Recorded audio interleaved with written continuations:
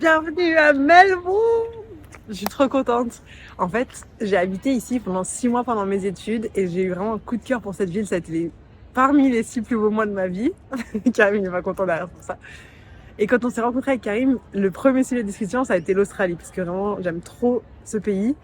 Et là, on est enfin de retour à Melbourne après presque 6 ans pour moi.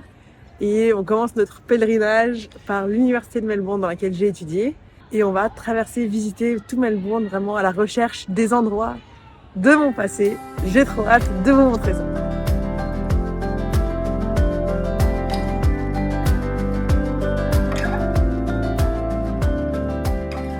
On est arrivé au Queen Victoria Market, qui est le marché principal de la ville de Melbourne. Il est ouvert tous les jours jusqu'à 15h, sauf le lundi et le mercredi où c'est fermé la journée. Le mercredi, c'est ouvert le soir pour le night market. Vous y trouvez de tout, de la nourriture, des stands, de la nourriture, des fruits, des légumes, des stands de nourriture, de café, de souvenirs, d'habits. Il y a vraiment de tout. Et le soir, c'est sympa, il y a de la musique live et tout. Alors, on n'est pas là un mercredi, donc on ne pourra pas vous montrer, mais c'est vraiment super cool. Il y a une petite vue sur le CBD aussi qui est plutôt sympa. Franchement, juste se promener là, c'est assez bien.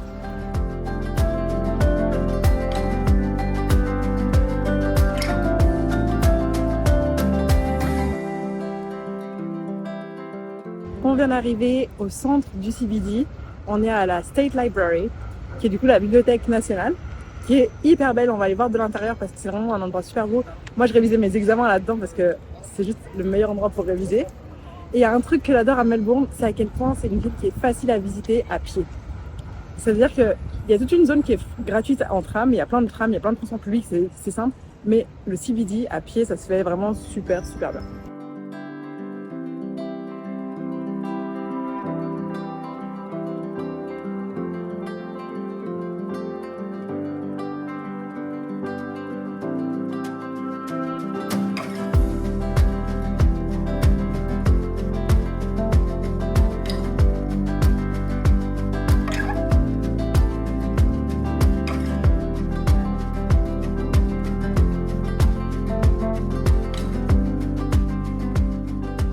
Melbourne, c'est également une ville qui est connue pour son street art.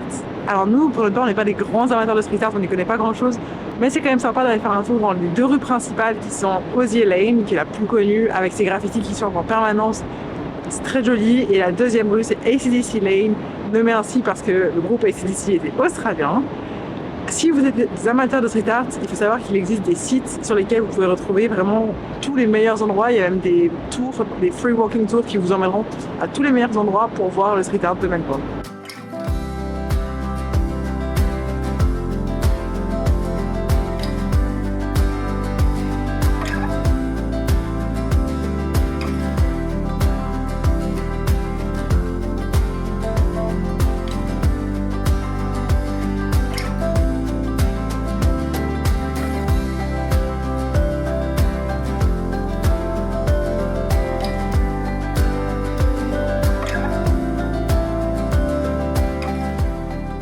Après cette longue journée de visite, on est de retour à l'hôtel. Pour ce séjour à Melbourne, on a choisi de rester à Oakwood, qui est un hôtel, un 5 étoiles, qui est situé au sud de la ville, au sud du CBD, au sud de la Yarra. Dans l'hôtel, vous avez le choix entre plusieurs types de chambres. Pour notre part, on a un petit studio avec une kitchenette, une machine à laver, ce qui est hyper pratique pour nous, un frigo et tout, donc il y a vraiment tout ce dont vous avez besoin.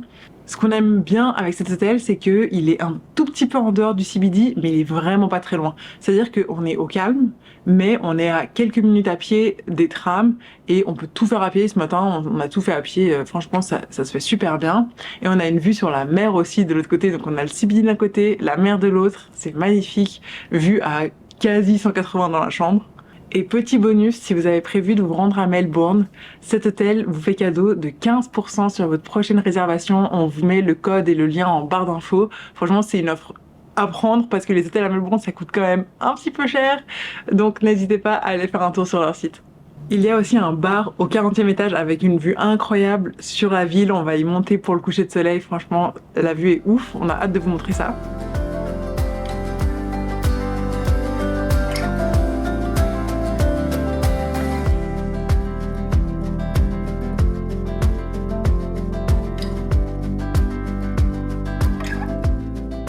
Évidemment, une visite en Australie n'est pas complète sans une dégustation de Vegemite. Karim, il aime pas trop tout ce qui est salé, donc à mon avis, tout ce qui est trop salé. Déjà, on dirait du pétrole. On dirait du pétrole, dit-il. Voilà.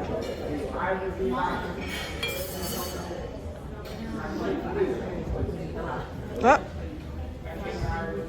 On dirait l'aroma, je sais pas si attends, on prend Oui, aussi, oui. c'est l'aroma. Ça a le même goût. C'est trop bon. Normalement, il faut mettre une grosse couche. Hein. C'est le premier truc que je mange la matinée, la journée. Voilà, goûte maintenant. Oh, c'est bon. Hier, on s'est concentré principalement sur la partie nord de la Yara.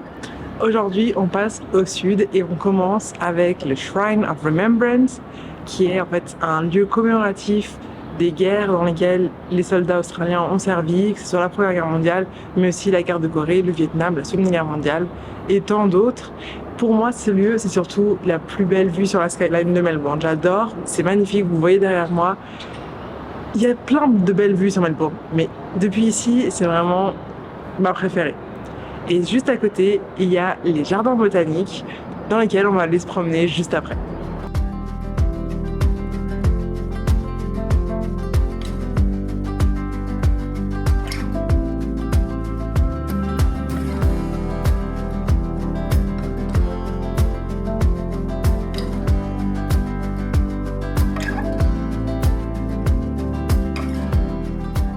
Cette petite promenade dans les jardins botaniques, c'était hyper sympathique. Franchement, c'est un écrin de verdure au milieu de la ville. C'est magnifique, il y a des petits lacs, il y a plein de petites forêts, des bambous, des arbres divers et variés. Et c'est hyper agréable, vous pouvez prendre un petit bateau, faire un petit tour sur les lacs, ou juste prendre un café, vous asseoir, profiter du paysage. Plutôt sympathique. J'aurais dû y aller plus souvent quand j'étais à Melbourne.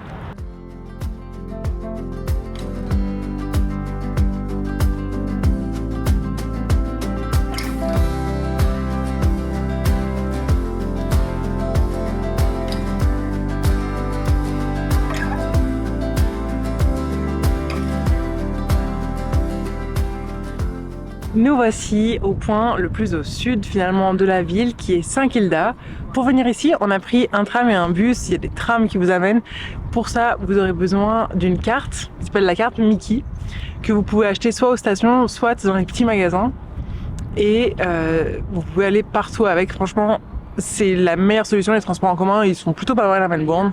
Donc dès que vous sortez du centre-ville, qui est pour le coup une zone gratuite, donc vous n'avez pas besoin de payer les trams, dès que vous sortez, vous avez besoin de Mickey et ça vous emmène dans un endroit fabuleux comme ici. Là, on est au point Ormond qui offre un super panorama sur la skyline. Vous commencez à me connaître, j'adore cette skyline de Melbourne.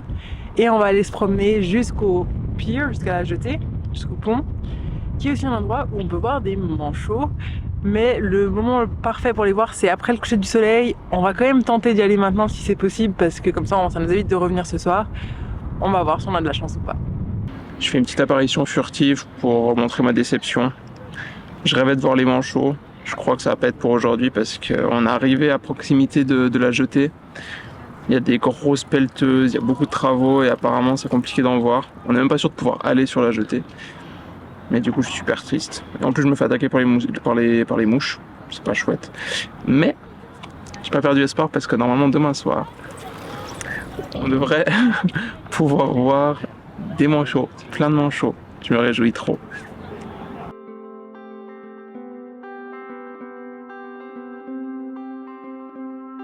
Une nouvelle journée qui commence à Melbourne et ce matin, on allait récupérer notre voiture de location parce qu'on va partir faire un petit road trip.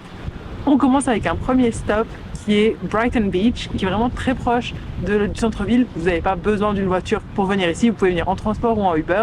Nous, on est venu en voiture parce que c'est sur le chemin pour notre prochain stop. À savoir que la conduite, ça se passe à gauche, donc il faut être un petit peu à l'aise avec ça. Sinon, il n'y a pas grand-chose de particulier, c'est assez simple de rouler en Australie. Ils roulent bien, les routes sont en bon état, tout va bien. Il faut faire attention le soir à cause des kangourous, en particulier quand vous sortez des villes, mais sinon, pas de choses particulières. Et donc Brighton Beach, c'est cette plage qui est assez connue pour ses petites maisonnettes, comme vous pouvez voir derrière moi. C'est des petites maisonnettes colorées, c'est photogénique. Après, la plage en soi, c'est pas non plus la plage de l'année. C'est cool, mais voilà, c'est un petit stop à faire. Mais bon, vous n'allez pas y rester des heures.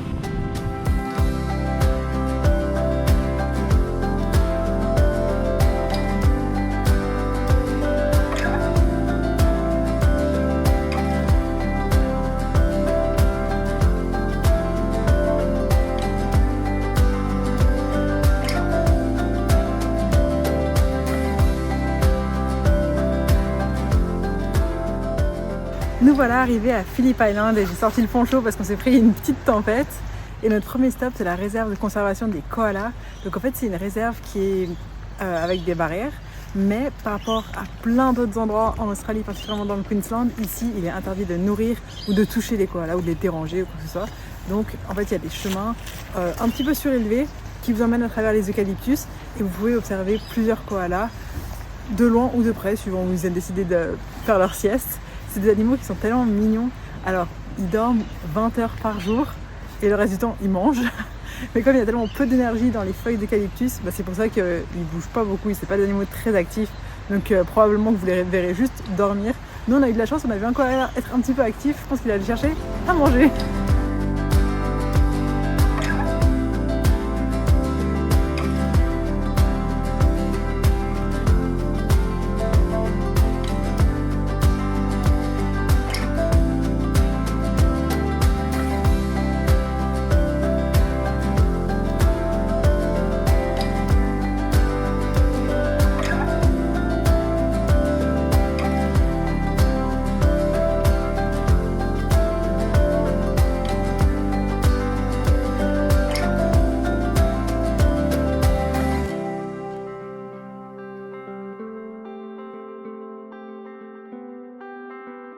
Comme vous le voyez, on est rentré, mais en fait on a été faire la vraie raison de notre visite à Phillip Island. C'est très connu pour la Penguin Parade. Il y a un endroit sur l'île où des manchots, à ne pas confondre avec des pingouins, des manchots tous les soirs sortent de la mer après le coucher du soleil et remontent en marchant un peu comme ça, en se dandinant, jusque dans leur nid, dans leur maison quoi. Et c'est vraiment une expérience incroyable. Il y a des fois, il peut y avoir des milliers de manchots qui sortent. Nous, on avait, je crois, plus d'une centaine. Mais c'était vraiment une expérience incroyable. On les voit sortir. Ensuite, ils se reprennent une vague, donc ils repartent en ventre glisse comme ça. Après, il y a les mouettes qui essaient de les embêter. C'est vraiment incroyable. Donc, on vous recommande vraiment d'y aller. On peut pas filmer dès que le coucher de soleil, enfin, dès que le soleil s'est couché. Mais on a eu la chance de voir quelques pingouins avant, donc on vous met quelques petites images.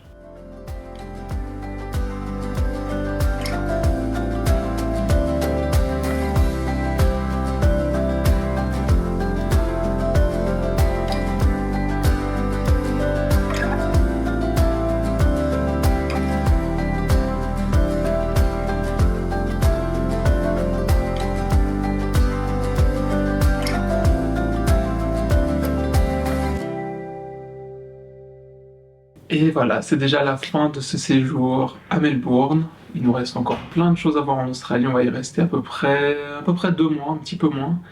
On a plein de choses de prévues. C'est pas sûr qu'on filme tout, on va faire de notre mieux. On espère que cette vidéo sur Melbourne vous aura plu et qu'elle vous sera utile pour votre prochain séjour. N'hésitez pas à vous abonner, à mettre un pouce en l'air et à nous suivre sur Instagram parce que c'est là qu'on va partager un maximum de choses de notre expérience australienne. Et on se retrouve tout bientôt pour la prochaine vidéo.